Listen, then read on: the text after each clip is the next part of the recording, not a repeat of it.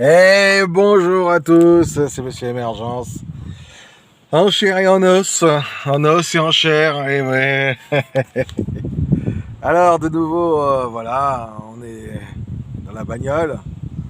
Donc du coup on va parler musique, hein. On va parler musique, on va continuer sur notre chemin musical. Et, euh, et voilà, donc qu'est-ce que je veux dire? Écrire sa chanson, c'est très agréable de porter ses mots, porter son texte, mais le plus dur dans porter ses mots et porter son texte, c'est savoir quoi écrire, de quoi va-t-on parler, qu'est-ce qu'on va dire, est-ce qu'on a du style, est-ce qu'on n'a pas de style, est-ce qu'il faut faire des rimes, est-ce qu'il faut faire... Eh bien, le plus important, c'est ne pas se poser toutes ces questions et déjà faire une première chanson. Et une fois qu'on a fait une première chanson, on en fait une deuxième. Et, euh, et quand on arrive à la deuxième, souvent la première on l'écrit, ça vient du cœur. Et il n'y a pas besoin d'être sous, pas besoin de prendre de drogue ou de faire quoi que ce soit pour pouvoir écrire une chanson, hein. Il faut juste avoir du cœur, avoir une musique, soit une mélodie ou soit avoir quelque chose.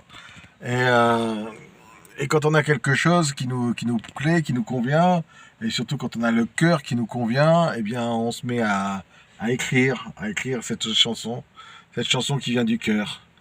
Et écrire une chanson qui vient du cœur, c'est un acte où on se livre et on se délivre.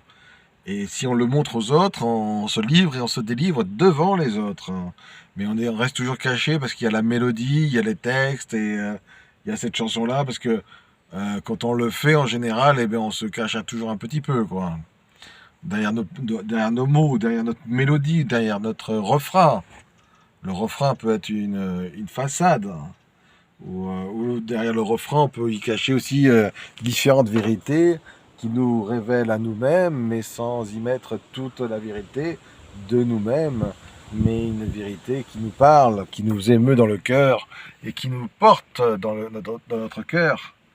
Parce que c'est vrai que toutes les chansons qui viennent du cœur, en règle générale, quand ce sont des chansons qui viennent du cœur, en règle générale, ça porte ses fruits, quoi.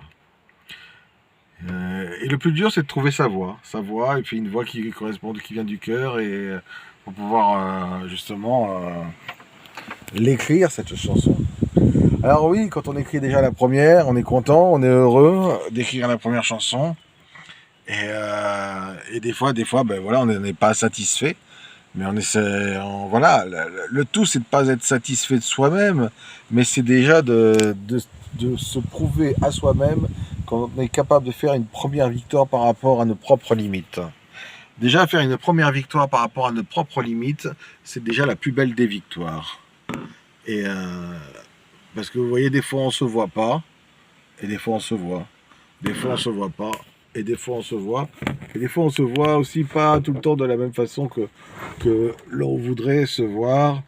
Et ah, et des fois, ouais, voilà, c'est... Voilà, là c'est un peu mieux, c'est la façon de jouer. Mais bon, vous voyez, des fois c'est pas toujours facile de se voir. Quel est le moi qui rentre en émoi? Quel est le moi du moi que l'on voit? Quel est le moi que l'autre voit? Quelle est la voix du moi qu'il entend? Parce que la voix se fait entendre d'une certaine façon, mais il y a plusieurs filtres dans la voix et dans ce que l'on veut dire. Est-ce qu'on est vraiment en accord avec notre intensité, avec notre intention? Est-ce que notre voix est en alignement avec les oreilles de l'autre? Est-ce que notre moi et moi l'autre? Et ou est-ce que le moi de l'émoi de l'émoi de l'autre? Est-ce que le moi devient s'ébruite dans le moi? Est-ce que nous faisons plus qu'un moi? Est-ce que le moi, moi? Est-ce que le moi? Est-ce que le moi, est-ce que le moi est aimé de l'autre aussi? Ou est-ce que le moi émeut l'autre? Moi, ce que j'aime bien dire, c'est est-ce que le moi rentre en émoi? Donc, vous voyez, dans tous ces mois, on écrit un filtre, hein, parce que on a tout ça en nous. Notre personnalité est composée de plusieurs filtres de moi. Et quand on écrit sur un filtre. On aligne tous ces mois au bout de notre stylo et on écrit. Et quand on écrit, l'autre reçoit notre émoi. Mais dans ce que l'autre reçoit, c'est pas toujours la vérité parce que des fois ça peut correspondre parce que lui aussi est filtré. Il est filtré avec un autre émoi. Et suivant son émoi qu'il reçoit, et ben ça rentre en émoi, moi. Et ça peut être j'aime pas, ou je trouve ça inintéressant, ou alors ça peut être j'aime. Et après, et quelques années plus tard, non, j'aime plus, ou ainsi de suite, parce que c'est le moi, et moi. Donc, voilà. Quel est le moi qui rentre en émoi dans notre musique, dans notre écriture, dans notre premier texte, dans notre deuxième, le troisième, le quatrième. Après, vous allez voir que plus vous écrivez de textes, plus les artistes écrivent de textes, plus ils s'éloignent de leur émoi. Ils vont parler des émois des autres. Oui, ils vont parler de d'autres. Parce qu'ils n'ont plus rien à dire, puisqu'ils ont été aimés dans leur émoi. Et donc, quand on a été aimé dans son émoi, on est ému d'être soi. Et on n'est plus artiste, puisqu'on est comblé. Ça, on en reparlera plus tard. À bientôt, c'est Émergence. C'est Émergence. À bientôt.